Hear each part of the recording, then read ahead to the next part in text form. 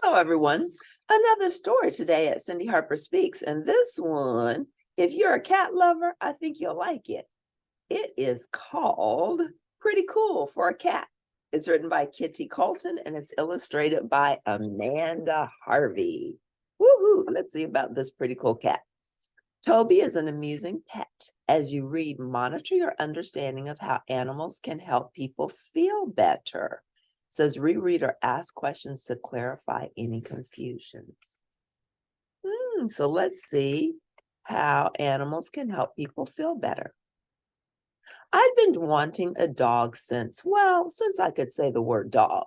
According to Mom, I learned to say dog even before I said mom or dad. To say dog even before I said mom or dad? I never got one though. My parents said, too much work. Still, every year, especially around my birthday, I begged them.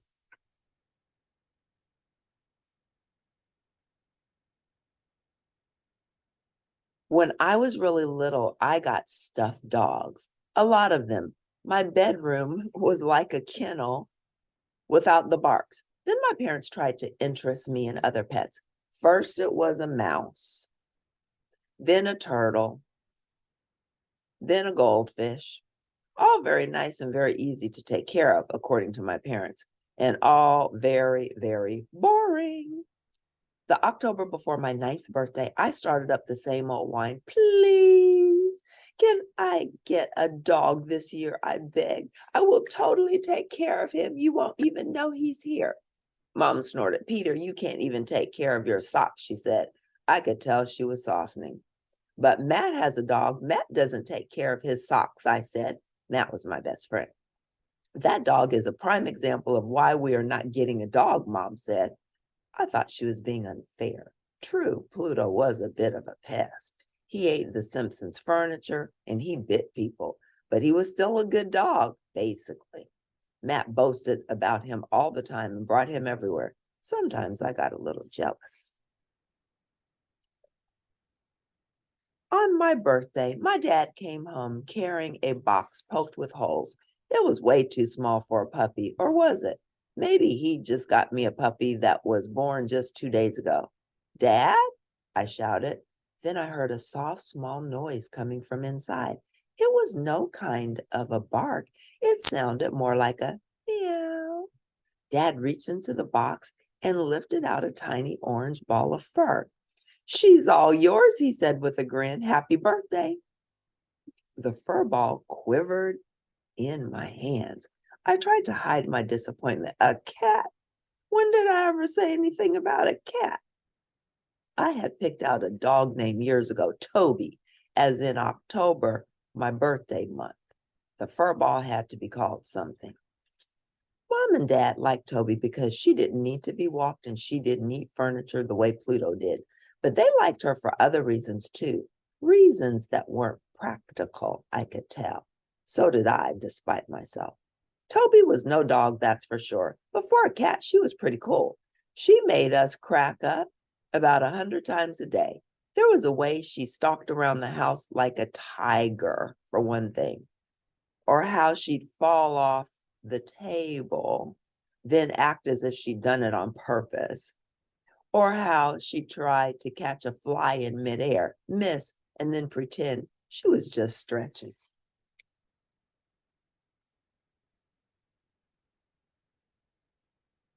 It wasn't just the clowny stuff, though.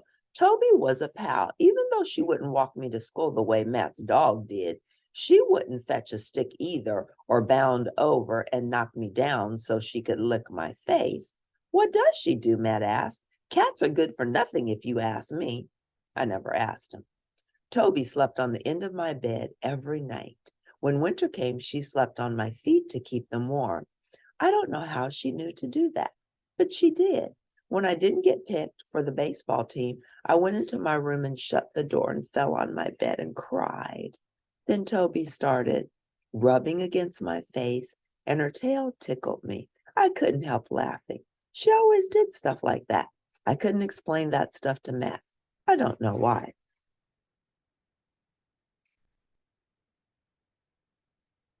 Over the next year, we watched Toby grow from a kitten into a cat. After a while, it was impossible to imagine life without her. When my next birthday came around, I didn't even ask for a dog. Toby wouldn't like it, and it was her house now. A little while after I turned 10, Matt got in a bad accident. He was riding his bike and got hit by a car. One of his legs and his hip got all messed up. He was in the hospital for a long time, and for a while I couldn't even see him. Then he got moved to another place called a care center. They were supposed to help him learn to walk again. Matt seemed so different when I went to see him. I couldn't figure out if he was sad or mad or both. He told me he hated being in bed all the time. I think he was scared about his leg too, and whether he'd ever be able to play soccer or even walk, but he wouldn't say so, even to me, his best friend. I think he missed school too, but he wouldn't say that either. He did keep saying how much he missed Pluto, though. That's when I first got the idea. Why don't we bring Pluto in to visit Matt? I asked my dad when he came to pick me up. Dad left and said, "Are you nuts? Those kids in there are hurting already. The last thing they need is to get their arms bitten off." I guess he had a point. What about Toby then? I asked. She loves people. I bet Toby could cheer Matt up. Dad was quiet for a minute. Then we both burst out laughing just thinking about it. "Let's find out if animals are allowed," Dad said. This is a visualization. See, a dog would be chasing the doctor, knocking things over. Everything's all askew. So no dogs. We asked Maria, the nurse who took care of Matt. She smiled when we said we'd like to bring Toby to visit. "I think Matt would love that," she said. "He's always going on about that dog of his, but Pluto sounds a little too, excitable for this place." "Animals are okay though?" Dad asked. "Sure," she replied. "We love having animal visitors. We've had all sorts over the past couple of years. Dogs, cats, rabbits too. Once we had a goat. Some other places have had llamas, horses, even chickens." "How can chickens make people feel better?" I asked. "You boil them up and make them into soup," Dad said. Maria frowned at him. "Scientists have found that animals can make sick people get well faster," she said, looking at me. "Cats, dogs, even chickens, almost any animal that's comfortable around people. They all seem to help people who are healing or dealing with a handicap or going through a tough time. Just petting an animal can make people feel less worried and less lonely." I knew that was true. "You can see it happening," Maria continued. "When patients pet the animals, their whole mood changes. And animals don't just make people feel better, they can really help them get better." "Well, I'm not having any luck making Matt feel better or get better," I said, kicking at a speck of dirt. "Don't blame yourself," Maria told me. "Sometimes patients feel helpless, or they think you're bored with them, or they're a little mad at you because you are well and they aren't, or they're just scared. That's one of the reasons animals are so helpful. Animals don't care how we look or how we act. They love us no matter what. And that means they can make people feel better, even when friends and families can't." I thought about all the times Toby had done that for me. Maria handed me a sheet of paper. "Here are some rules to read before you bring Toby in for a visit. For one thing, she'll have to take a bath before she comes in." Dad and I looked at each other and rolled our eyes. "It's a rule," she said with a shrug. "No bath, no visit. She'll have to get a checkup too. Plus, Toby needs to behave herself when she's here, just like you do." I was starting to worry. Toby was a great cat, but she wasn't so good with rules, except the kind she made and we followed. A couple of days later, Dad and I took a very clean Toby to the care center to visit Matt. I hoped no chickens would be visiting that day. When we got to Matt's doorway, I put Toby on the floor so she could get used to the place. But before I could say more than hi to Matt, Toby had jumped onto his bed. "What in the—" Matt started. "Your cat?" "Yeah, Toby," I reminded him. I thought it might be fun to have her around for a while. I don't even like cats, Matt said as Toby nuzzled his neck. I decided to give Matt some time to change his mind, so I went downstairs to get some magazines. When I came back, Matt was nowhere in sight. Neither was Toby. Hey, we're down here, man, Matt shouted. He was speeding down the hall in his wheelchair, Toby on his shoulder.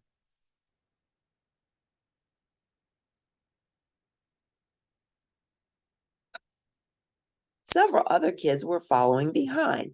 This cat isn't so bad after all, he said. She's cracking everyone up. I followed Matt as he wheeled into the lounge. Other kids gathered around to pat her as she draped herself on Matt's arm. She lapped up all that attention like a bowl of cream. I could tell Matt liked the attention too. When we finally left, Matt made us promise to bring Toby on every visit. She's pretty cool for a cat, he said, giving her one last belly rub. On our way out, we saw Maria. She told us about a special program that trains people and animals to work with patients one-on-one. Different people need different kinds of attention, she explained. Some like animals who clown around and make them laugh. Toby can do that, I said. Others want an animal to pet and cuddle, she said, so they feel less lonely. Toby can do that, I said. And she did. That was wonderful. So let's look at the questions. It says, think about the selection. Do you think Peter's parents are right to give him a cat instead of the dog he wanted? Well, I think they gave him a cat because they thought the cat would be less rambunctious. So the cat was really more for them, but it turned out to be okay, right? How does Toby make Peter and his parents laugh? Oh, by doing all sorts of comical things. Falling off the table, pretending not falling off. Number 3, in what other ways does Toby help Peter? Toby helps Peter when he's sad, when he's not feeling good, keeps his feet warm. Why do you think Peter couldn't explain this to Matt? Maybe he didn't really understand himself, or he was just kind of shy to share it. Number 4, how does Peter help Matt feel better? Well, Peter brought Toby to visit Matt because he thought that the cat might help him. And was he correct? Yes, he was. So everyone, today at Cindy Harper Speaks, if you like this selection, please press like at the end, and I'll see you next time. That's it for now. Bye.